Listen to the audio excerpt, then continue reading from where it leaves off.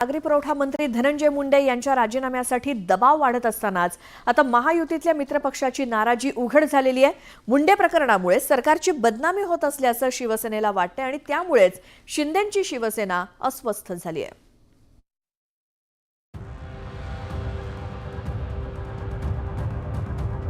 वाल्मिक कराडशी असलेल्या संबंधांमुळे मुंडे विरोधकांच्या टार्गेटवर आहेत। त्यांच्या राजीनाम्याची मागणी विरोधकांनी लावून धरली आहे।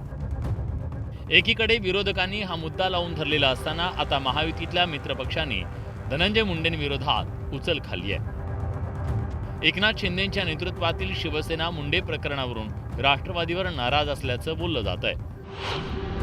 धनंजय मुंडेंमुळे राज्य सरकारची बदनामी होतीये, त्यामुळे धनंजय मुंडेंचा राजीनामा घेण्याची जबाबदारी कोणाची असा सवाल शिवसेनेकडून विचारण्यात आलाय। तर धनंजय मुंडेंच्या प्रकरणावरून शिवसेना राष्ट्रवादीवर नाराज असल्याची सूत्रांची माहिती आहे। दरम्यान महायुतीत प्रमुख घटक पक्ष असलेल्या भाजपनं मुंडे प्रकरणी शिवसेनेला सबुरीचा सल्ला दिलाय। एकनाथ शिंदे साहेब आणि आम्ही सर्व काळात बसलो होतो।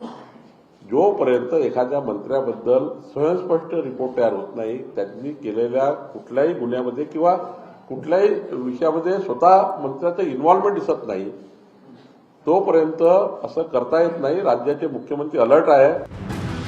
संतोष देशमुख हत्ये प्रकरणामुळे राज्यात मोठा गदारोळ उडाला। दरम्यान देशमुख हत्ये प्रकरणातील आरोपी वाल्मिक कराडशी धनंजय मुंडेंशी असलेली जवळीक काही लपून राहिली नाही, त्यामुळे मुंडेंविरोधात नाराजीची लाट पसरली। अशातच धनंजय मुंडे कृषी मंत्री असताना झालेल्या कृषी साहित्याच्या खरेदीवरून अंजली दमानी यांनी भ्रष्टाचाराचे आरोप केले, त्यामुळे मुंडेंच्या राजीनाम्यासाठी दबाव वाढला आणि हीच बाब शिवसेनेला खटकतीये।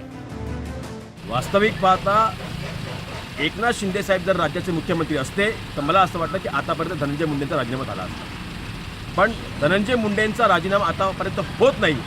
याच्या पाठीमागे नक्की कोण आहे याच्याबद्दल महाराष्ट्राच्या मनामध्ये प्रश्नचिन्ह आहे। कारण एकीकडे अजितदादा पवार यांनी म्हटलं होतं की स्वच्छंद व्यक्तिमत्वाचे जे लोक असतील चरित्राची, त्यांना राज्याच्या मंत्रिमंडळामध्ये स्थान दिलं जाईल, आणि तिथेच आज धनंजय मुंडेंच्या चरित्रावरती प्रश्न निर्माण झालेला आहे।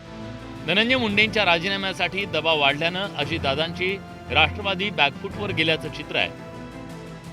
पण आता मित्रपक्षानंच नाराजीचा सूर आळवल्यानं राष्ट्रवादी खिंडीत सापडली आहे। Bureau report, news 18 Lokmat.